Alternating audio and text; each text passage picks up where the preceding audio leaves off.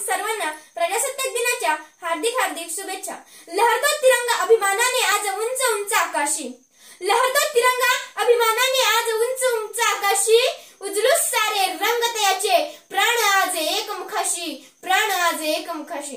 जगण्यास शिकण्याचा अधिकार दिला मजला ज्याने आज, जगण्यास शिकण्याचा अधिकार दिला मजला ज्याने आज, संविधानाचा करीतो आदर करुणी मुजरा मानाचा त्यास, करुणी मुजरा मानाचा त्यास। माझे पहिले वंदन त्या या मातृभूमीला जिच्या कुशीत अनेक क्रांतिकारांनी जन्म घेतला। माझे दुसरे वंदन त्या तिरंग्याला जो भारतीय स्वातंत्र्य लढ्याचा खरा साक्षीदार आहे। माझे तिसरे वंदन त्या शिवछत्रपतींना ज्यांनी स्वराज्याचे बीज मातीच्या कणाकणात आणि प्रत्येक माणसाच्या मनामनात रुजवले। आज आपला आनंदाचा, उत्साहाचा, स्वाभिमानाचा आणि अभिमानाचा दिवस म्हणजेच 26 जानेवारी अर्थातच प्रजासत्ताक दिन। 150 वर्ष राज्य करणाऱ्या जुलमी गिरजांच्या गुलामगिरीतून आपल्याला मुक्त करण्यासाठी अनेक क्रांतिकारांनी आपल्या संसाराची राख रांगोळी करून स्वातंत्र्याच्या यज्ञकुंडात आपल्या प्राणाची आहुती दिली। अशा या थोर क्रांतिकारांना मी सायदानाजी फरडे अभिवादन करतो। तसेच सीमेवर तैनात असणाऱ्या त्या जिगरबाज सैनिकांनाही मी सायदानाजी फरडे अभिवादन करतो। मित्रांनो, आपल्याला 15 ऑगस्ट 1947 मध्ये स्वातंत्र्य मिळाले, तर आपण 26 जानेवारी हा दिवस का साजरा करतो? जसे एका कुटुंबाला एका कुटुंब प्रमुखाची गरज असते, तसेच आपल्या भारताला एका राज्यघटनेची गरज होती।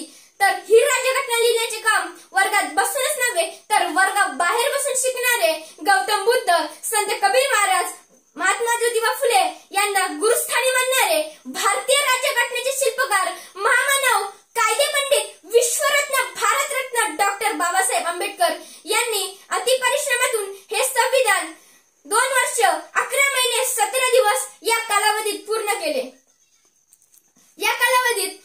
केले। नसे नुसते पुस्तक तर हा भारतीय धर्मग्रंथच, नसे नुसते पुस्तक तर हा भारतीय धर्मग्रंथच समृद्ध संविधान बनले देशाचे सुज्ञ पालक। गुलामगिरी संपली झाले गणराज्य सत्ताधारी चालक, गुलामगिरी संपली झाले गणराज्य सत्ताधारी चालक, जनता बनली मालक।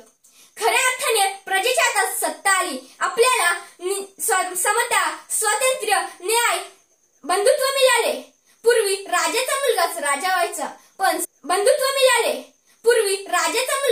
व्हायचा, पण संविधानामुळे राजाची निवड ही मतपेटीतून होऊ लागली।